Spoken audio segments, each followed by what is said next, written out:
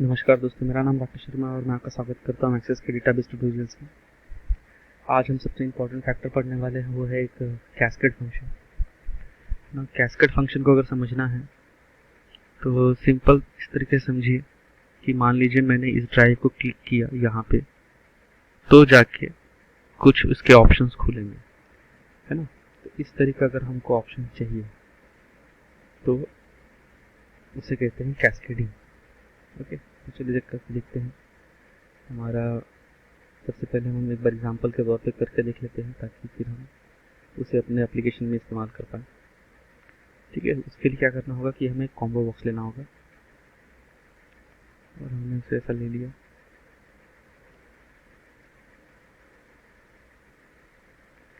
अब यहाँ से कुछ भी पूछे कुछ नहीं, लो कैंसिल करो, इसको नाम दे देना। अब इसके रो सोर्स में जाके सिलेक्ट कर लो कि ये डाटा आएगा कहाँ से। मान लो वो डाटा आ रहा है प्लेस्ड ऑर्डर से। ठीक है, अब प्लेस्ड ऑर्डर से आ रहा है तो क्या चाहिए आपको, तो मुझे इनिशियल कोड चाहिए। ठीक है, इनिशियल कोड चाहिए। ओके, अब मैं इसे सेव कर लेता हूँ, क्लोज। ठीक है, इसका नाम दे देता हूँ CBO।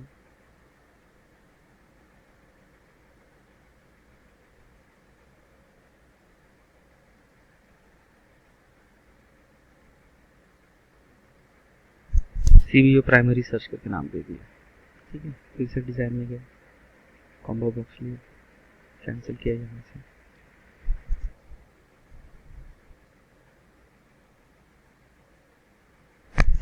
सेकेंडरी सर्च हो गया मेरा, इसका डेटा टाइप में गया, रो सोर्स में जाके वापस से वही टेबल सिलेक्ट करना है। ठीक है, और सबसे पहले इनिशियल कोड हो गया, और मतलब अब कौन सी वैल्यू आपको फ़िल्टर करनी है, तो मुझे फ़िल्टर करनी है रेफरेंस नंबर, क्योंकि इनिशियल कोड के दम पे ही मैं रेफरेंस नंबर अगर डिफाइन कर पाऊँगा तो मुझे समझ में आएगा कि हाँ अकॉर्डिंग टू दिस टेबल कि हाँ मैं सही जा रहा हूँ करके। तो जो मुझे फ़िल्टर करना है पहले वो सिलेक्ट करेंगे, और उसके बाद जो हम लोगों ने पहला कॉमा बॉक्स बना के उसमें वैल्यू डाला था। ठीक है, सिलेक्शन हो गया। अब यहाँ पर हम क्राइटेरिया लिखेंगे, टाइप करेंगे FORMS फॉर्म्स, तो फॉर्म्स के बारे में लेके आएगा, कौन से फॉर्म में चेंजेस चाहिए आपको। तो ये मेरा फॉर्म 1 है, मुझे यहाँ चेंजेस चाहिए। कौन से फील्ड के बाद आपको चेंज चाहिए, तो मैं अगर प्राइमरी सर्च फील्ड कर लूँ, मतलब सिलेक्ट कर लूँ, तो उसके बाद सेकेंडरी सर्च ऑटोमेटिकली मेरा अपडेट होकर आना चाहिए। ओके, टैब दबा दिया मैंने तो ये सिलेक्शन दिया। अब इसको मैं कर दूँगा सेव। ठीक है, इन दोनों को बड़ा करता हूँ। अब देखिए यहाँ पर 3 लिख के आ रहा है। 3 क्या है, क्योंकि ये थर्ड डेटा वैल्यू है, तो यहाँ पर 3 का मतलब हो गया PO इनिशियल कोड से थर्ड का नंबर हो गया RFX 30,000। ठीक है, तो क्योंकि थर्ड इन्फॉर्मेशन है वो वैसा ही लेगा, और RFX 30,000 मेरा जो प्लेस्ड ऑर्डर में यहाँ पर इस्तेमाल हो रहा है ना, इस तरीके से। तो ये मैंने कैस्केड किया कि पहले RFX 30,000 सिलेक्ट करो, और उसके बाद क्या आएगा 8800। कैसे कि RFX के साथ मैंने एक रेफरेंस नंबर अलग डाला है और वो है ये नंबर। ठीक है, तो अब मैं क्या करूँगा कि अगर RFX वैल्यू यहाँ चेंज हो गई, मतलब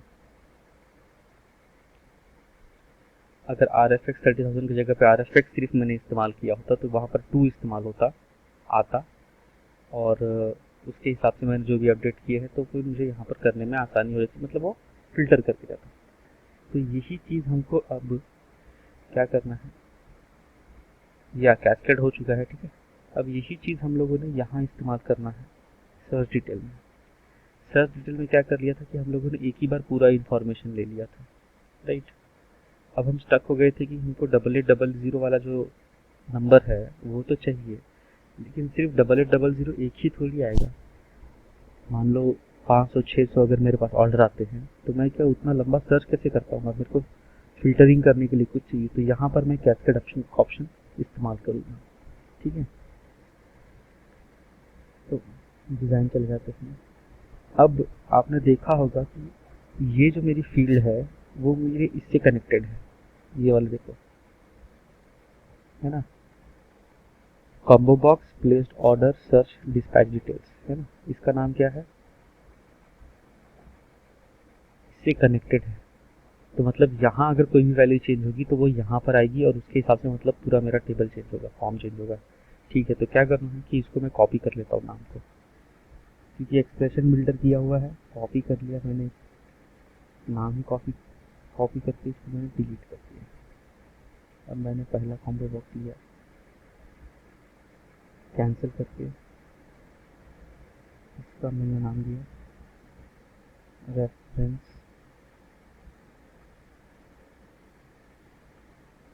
नंबर, मैंने सिर्फ कैप्शन डाल दिया है। और मैं इसको किस तरह से करता हूँ देखिए, इसका नाम मैं कुछ और दे देता हूँ, ये वाला नाम नहीं दूंगा क्योंकि ये तो दूसरे से लिंक था ना।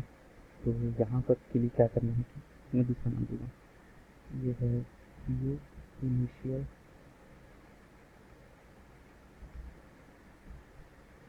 Code for dispatch details. अब ये हो गया एकदम यूनिक नाम।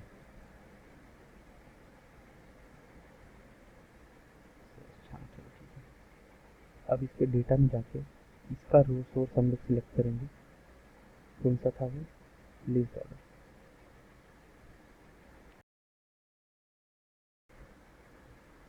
और यहाँ पर प्लेस ऑर्डर का इनिशियल कोड हम लोग सिलेक्ट करना है। सेव कर लिया, बंद कर दिया, आ चुका होगा। अब मैं वापस डिज़ाइन में जाऊँगा, कॉम्बो बॉक्स ये सिलेक्ट करूँगा। अब रेफरेंस नंबर मैंने एक ही बार नाम दिया है तो दूसरा कैप्शन की ज़रूरत नहीं है, इसे डिलीट कर दूँगा। ठीक है, और इसको मैं अरेंज कर लूँगा इस तरह से कि अब मेरा ये जो रेफरेंस नंबर की डिटेल्स के बारे में टोटल ऑप्शन हो गया। इसका अब इसका जो नाम दूंगा मैं वो ये दे दूँगा एक्सप्रेशन वाले के साथ, जो अटैचमेंट है ये मैंने प्लेस कर दिया।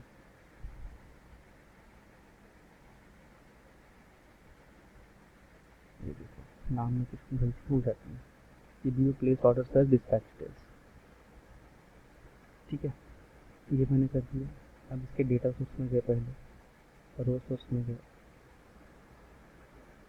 वापस से प्लेस ऑर्डर लिया, अब यहाँ पर पहले नंबर फिर इनिशियल कोड, राइट, और फिर से वही काम करेंगे। फॉर्म्स में चेंज चाहिए मुझे, कौन से फॉर्म में, तो सर्च एंट्री डिस्पैच डिटेल में चाहिए। इसके बाद चाहिए तो CBO इनिशियल कोड जो है इसके बाद चाहिए। Save, close. अब देखते हैं आता है क्या। तो ये RFX 30,000 मतलब ये आ गया, और देखो 8800 आ चुका है। पर 8800 जो है वो इससे कनेक्टेड था, है ना, इसकी आईडी 8800 जहाँ पर भी हो उसकी आईडी इससे कनेक्टेड थी, और इस आईडी के कनेक्टेड होने से ये पूरा फंक्शन करता था। देखो PO ID लिखा हुआ है। तो क्या करना, कुछ नहीं, डिज़ाइन व्यू में जाएंगे, रो सोर्स में वापस जाएंगे, आईडी कनेक्टेड थी ना, आईडी ले लेंगे, इसको फर्स्ट में करते हैं ताकि ये फर्स्ट सर्च करें। ठीक है, फर्स्ट सर्च किया, सेव किया, बंद किया। अब देखते हैं क्या हुआ, फिर से वापस सिलेक्ट करते हैं इसको। अब देखो ये 1 सिलेक्ट होने को आ रहा है, 1 सिलेक्ट होने को आ रहा है, ये सब चेंजेस तो हो रहे हैं, ये तो सब सही सा काम कर रहा है, लेकिन मेरे को 8800 यहाँ चाहिए था ना। डिज़ाइन व्यू, वापस से रो सोर्स में जाएंगे और क्या करेंगे, रो सोर्स में जाएंगे, यहाँ कुछ नहीं करेंगे, फॉर्मेट में कॉलम काउंट है ना, इसको कर देंगे 2, और कॉलम विड्थ मतलब हर एक कॉलम की कितनी विड्थ होनी चाहिए। ठीक है, तो कॉलम विड्थ होगी मेरी, पहली हो जाएगी 0, मतलब वो यहाँ पर आएगी तो, लेकिन 0 होने के बाद वजह से वो मुझे दिखेगा नहीं। और 1, 2 ही कॉलम लिया मैंने, ठीक है। सेव, बंद कर देता हूँ।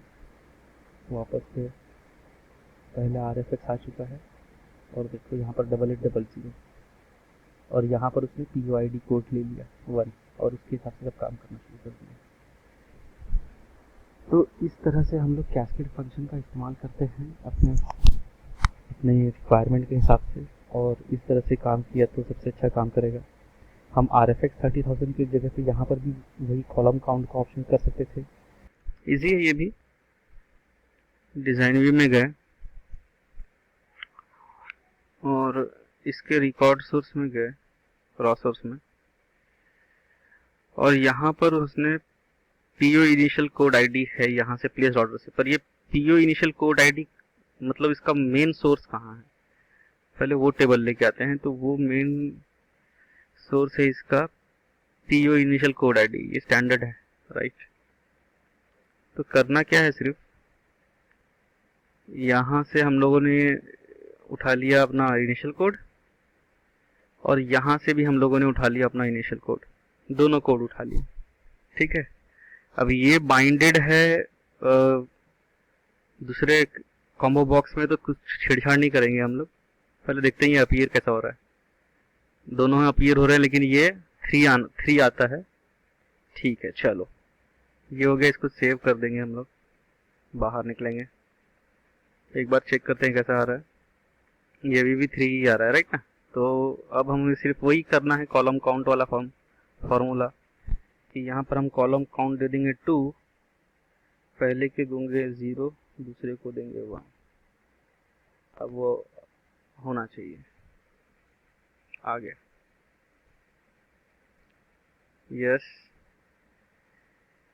पहले से पूछ रहा है 30,000, वेरी गुड, आ रहा है। और 8 का PO कोड ID 1 ले चुका है, और बाकी सब चेंजेस हो चुके हैं। तो इजी है, थोड़ा सा अगर ध्यान लगाएंगे तो आप भी अपने मन से कर पाएंगे ये सारी चीज़ें, ठीक है।